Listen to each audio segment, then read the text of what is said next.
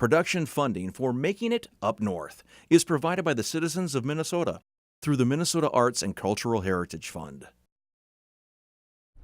It's a huge accomplishment to get your book even published, but when they turn it into an animated TV series, that's over the top.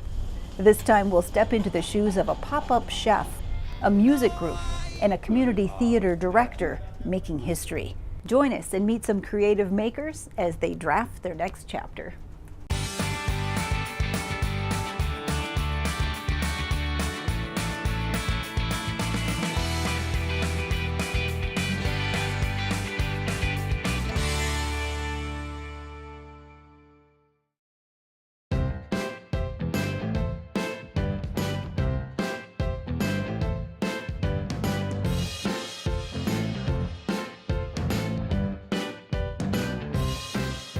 So Chris Monroe, seriously, you have developed some of my very favorite characters.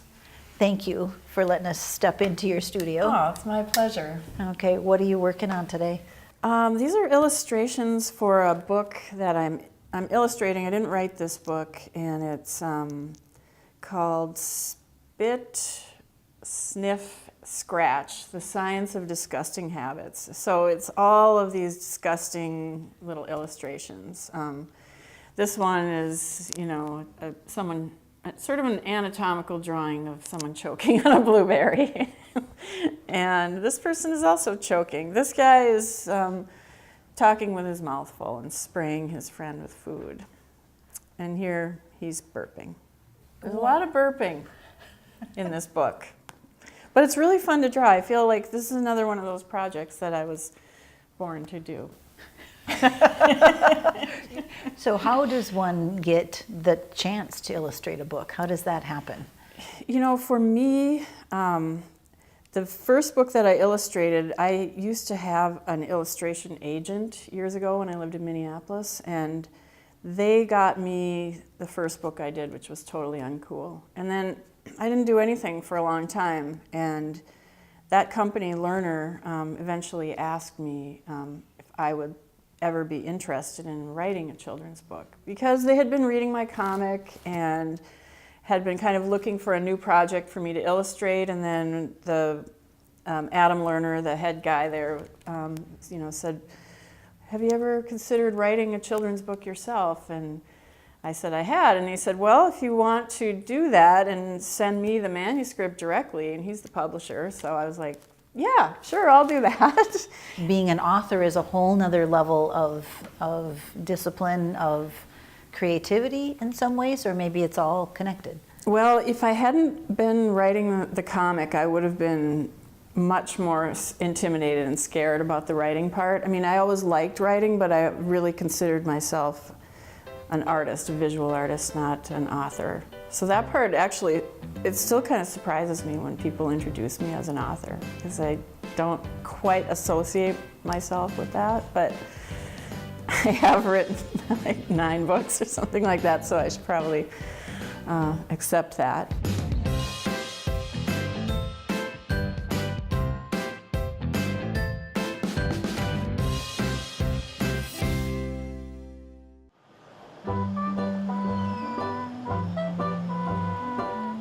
So we are standing in the original Coney Island, which was started in 1921 by some Greek immigrants from New York City. The Coney Island up until May was the longest existing restaurant in Duluth. What's the future hold for the space we're in? So this is going to be Martha's Daughter, and we're working really hard to have connections with local farmers, trying to create a menu and an environment where we're really supporting our community.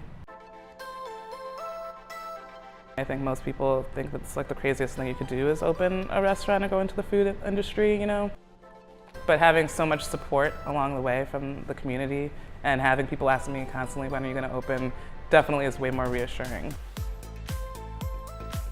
Basically, I grew up in a small town in Massachusetts, and smaller than Duluth, probably like a quarter of the size of Duluth, and so it's somewhere where everyone knows everyone.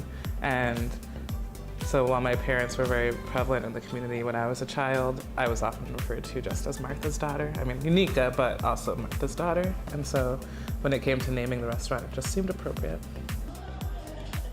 So for me, it's a space where you come and you hang out and you have good food and drinks, and it's casual, but you're gonna have really good service, you're gonna be taken care of, and it's like a place to have fun. I would describe it as a new American restaurant, and there's definitely a heavy Asian fusion, but it's also pulling on roots of like family recipes with the chicken curry and American, like old-fashioned American food with like chicken and waffles as an example. And Nunika's history is like she was the sous chef at Mission Chinese, and so we definitely have a lot of influence from her time there as far as like conceptually. And plus there's the pop-up was like her background in Duluth, and so like I have an affection for like the corn cake and the tacos and the chicken and waffles and ramen were all like pop-up staples that people loved before we had brick and mortar. It is definitely not sunk in yet that I have opened a restaurant. Like I'm happy that we're in the stage of running a restaurant versus construction, because for sure I've done this before. And I think I have to remind myself that I've done this kind of opening of a restaurant process before, because it is so chaotic and there's so much kind of one day, it just changes every day because you're just trying to figure out the best way for this place to run. You know, even though it's pretty new, it's like a family. Partly because we have a really awesome crew, and partly because we have a leader who takes an interest in forming a community and cares about her impact on this community, and then in addition to that has a really strong like ethic about how we do food, where it's sourced, what it looks like, what it tastes like, is all like very unambiguously her style. So when you look around, is this what you imagined? This space has been in my head for a really long time, but for sure it is better than I had imagined it to be, so it's cool. She's like creating art and concepts and then putting them out in the world, and it's like an emotional and stressful thing, but also when it goes well, it's beautiful. What does success look like in this setting? For me, I just want to make sure that my staff is happy and that the people that come through the door are happy. So if those two things are concurrent, then I think this is a successful business. Do you sleep at night and have a day off? Where does that That'll be ultra successful. Then if we turn a profit and I have a couple nights of sleep, yeah, then we'll be like in the success mode for sure. I think definitely it just takes a lot of courage and a little bit of insanity, and knowing that you're going to have to wear a lot of different hats and probably not get a lot of sleep for a while, but that it's something that you love. I think that's the most important part. Like, I wouldn't want to give this much energy of myself to anything but something like this.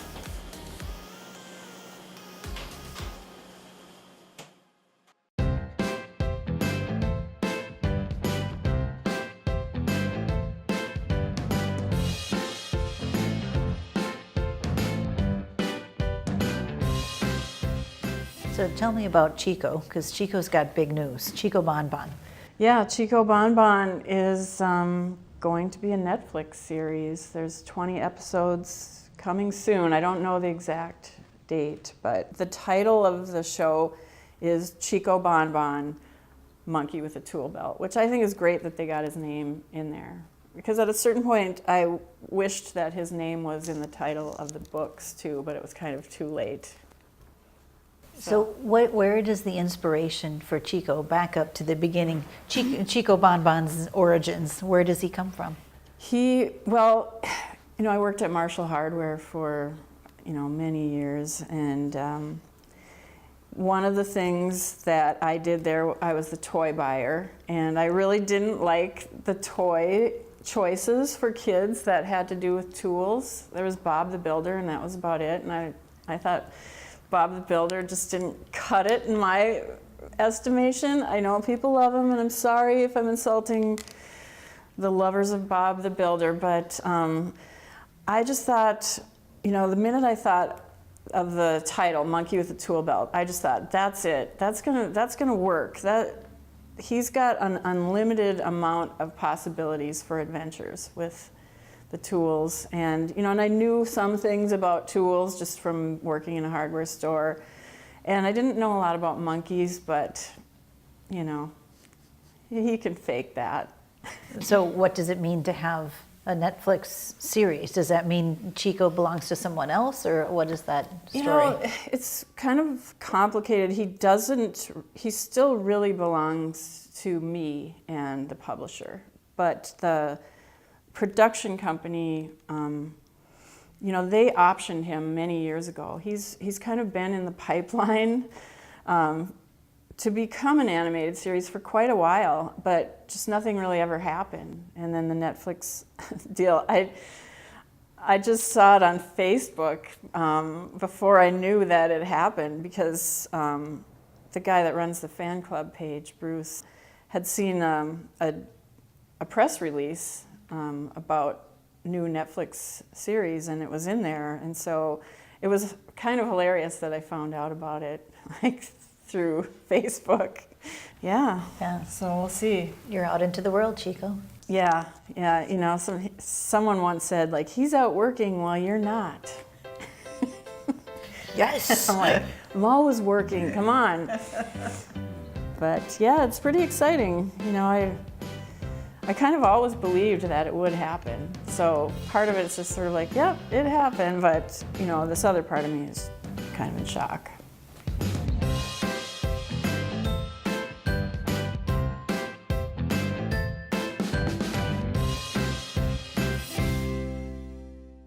Outstanding! Look at that! Cast members ooh and ah at the sight of their set. This is amazing! That was my thought. A small community theater from the shore of Lake Superior is making history by staging Fences, 60 miles south in Duluth, with an all-black cast directed by Paul Diener. Fences is about an American family, a black American family, 1957 Pittsburgh. And because of the demographics where our theater is based, we could not fill a cast like this. We had to come to Duluth, Superior, to field a cast of color.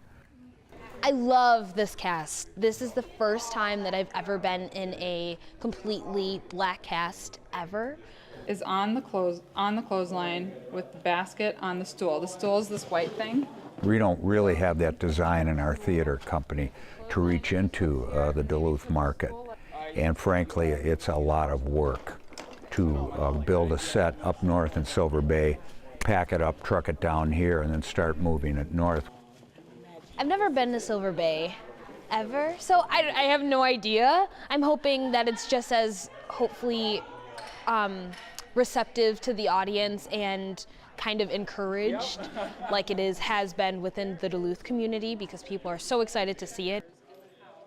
At our community theater, we don't necessarily have a long-range plan. We go on inspiration. And this inspiration came knocking at the door in December 2016, literally seeing the movie for me. And it was at that point the imagination started to go, and I thought maybe I should direct this. I was getting a tap. Obviously, there are a lot of issues here in this play, but it wasn't necessarily a diversity driving issue or color issue necessarily. I mean, it's obviously there, but it's the entire work of art. It's a great work of art. All right, let's get going. First of all, we've got 2 stage veterans and essentially 5 rookies, and the rookies are wonderful. King of the jungle. I don't know if this is Paul's first experience working with a room full of black people, but he does it really well. Paul is such a passionate individual. He's so silly. Like, he's just, I don't know. There's so many words. Do your best to stay on your focus, because you got costume changes, you got to be on. You can't have us reminding you and Benny reminding you, this is your show now. You got to step up and be aware of what scene we're doing. As a ringleader, I think he's a perfect guy for the job. He knows how to make jokes to keep things light, and he knows how to give direction without being over the top. So I think Paul was perfect for this job. Biggest thing is lines, okay? We get that. I think you got a good show here. A couple of them cut me no slack. They have a good time reminding me of something I should be aware of or whatever. But that's been a joy. I must say, wonderful opportunity for me to establish friendships with people of color that I don't live in my immediate neighborhood with. And that's been fabulous. Gabriel and Bono, you're ready. You know where your props are. Got to use them. Fumble with them. I'm not bound by necessarily the limitations of living in a small community up in the woods, away from, let's say, bigger demographic culture, etc. I'm not afraid, and I have the confidence. All right, Kyla, anytime. And I'm not a man of color, but I'm connecting with the humor of the play, especially Act 1, Scene 1. You know, it starts out with, it's Friday night after work. Let's pass around a bottle, let's talk, let's get it out. Let's get down on some information and laughter and jokes. It is funny, starts out real funny. Yeah, that's August Wilson. And he just draws you in, and it gets more serious and serious. This is the first all-black cast within the Northland, and it's about time. It's 2018, and this needs to continue happening. And this is just a story of a family that struggles like any other family, but this is a family of color that has never been kind of expressed in this way ever in Duluth and in the Northland. So I think it's so, so, so incredibly important that this is being showcased now. We're not doing this play because, gee, it's never been done before, let's do it. It's a great work of art, and the cast is down here. But then when you start getting into it, you realize there's a pretty big hole in the market for this kind of experience. Whether it can happen or sustain, I don't know. I think he's an amazing individual, and I'm so glad that he took on this project and kind of hopefully lead the way to more productions like this in the future. It's an all-in proposition. It's the big why that we all go through in our lives, the big why. And how high or how far do you want to reach into your soul and into life, and that's a connection. You have to.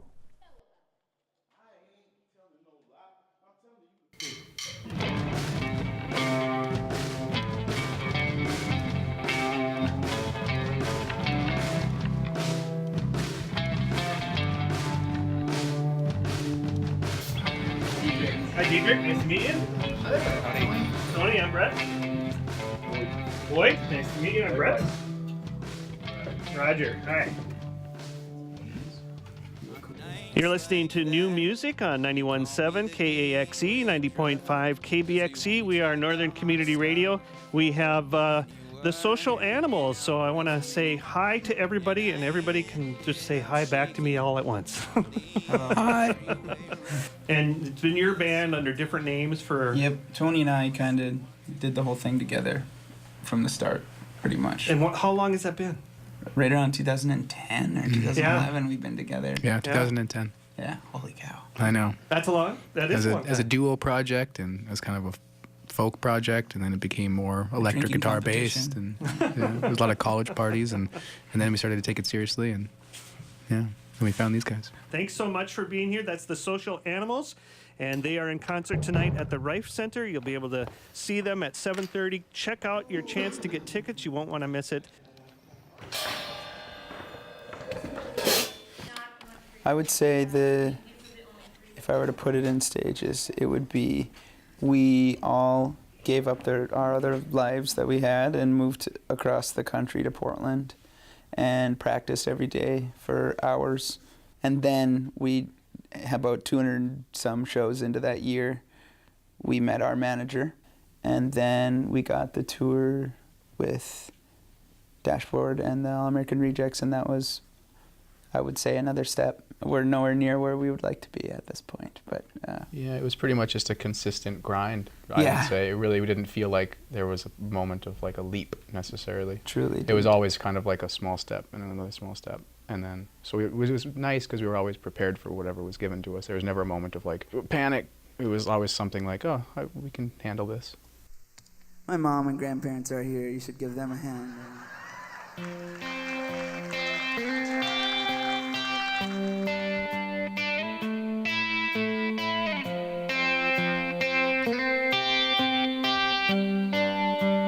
Cheer up, Charlie. That's what she used to say when the numbers were low. Knocking on my door with a box of Merlot. Cheer up, Charlie. I only feel guilty at night. It must be something about how the window shades turn to ghosts when they turn out the light. Alternative rock, indie rock is what I would call it. Very lyrically based and very melody based. And but other than that, just going for a kind of rock sound. Tony's always been, in my opinion, a very good rock guitar player, and I think that he's doing a very good job. No, he is, yeah. And I mean, we were always, when we started doing songs with Tony on the guitar, we were always like, this is awesome, like we should do this, but we just didn't have the sound down. Yeah, you guys encouraged me to go down the guitar road. Because I was more intimidated to play guitar because there's just shark guitar players everywhere you turn that are always amazing. So I was a little bit more afraid of the guitar. I was shy by nature. So these guys are like, no, you know what you're doing on guitar, so do more of that. And that helped me grow in that direction.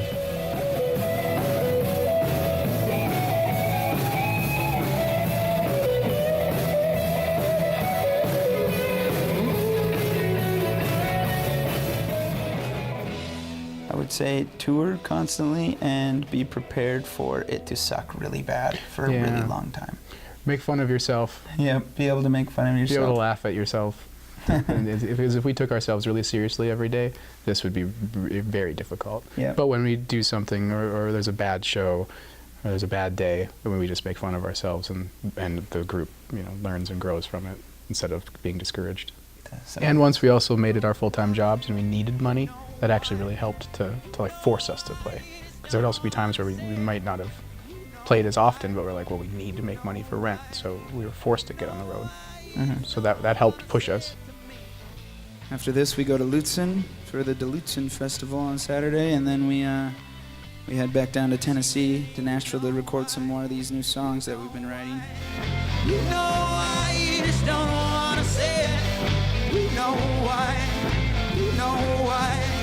You know why you just don't wanna say it. It took us a lot of songs to find those songs that we wrote that we were like, let's do more of that. Yep. And go down that road and kind of ditch the songs that we didn't like so much. And so it was trial and error to discover this genre that we're on now, I'd say. I feel more confident in what we're doing now with the stuff that isn't released yet. With the album that we're working on, I feel confident in the direction that we're going. And with how we play together as a band and how we're trying to mold the sound, I think it's just what we were always supposed to do.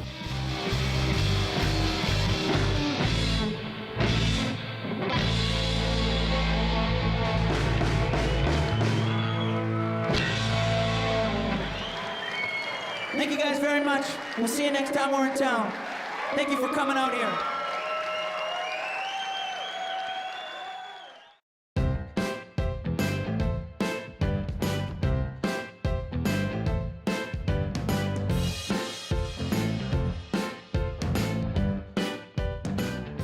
So what advice would you give to someone else who might look at illustration as a career path or look at children's books as a career path? I think it's probably frustrating to break into it, but I think people break into it every day. It's like there's so many talented illustrators. I think the thing is just to not give up. I mean, just keep trying. I've been rejected and lost out on jobs that I've wanted over the years. And my thing is always just don't quit. Just keep going. Just keep trying. And, you know, unfortunately, I think artists have to do a lot for very little money for a long time before they can, you know, really start earning. I think, you know, there's probably always the random person who explodes out of the gate and gets a big contract and tons of money, but that wouldn't be me. I'm the just don't quit person. So. And yet there's been these lovely levels. Transitions, yes. Yeah. One thing has transitioned into another, and for sure the comics led to the children's books, and the children's books have led to the Netflix series. So it's all, you know, it's all a line.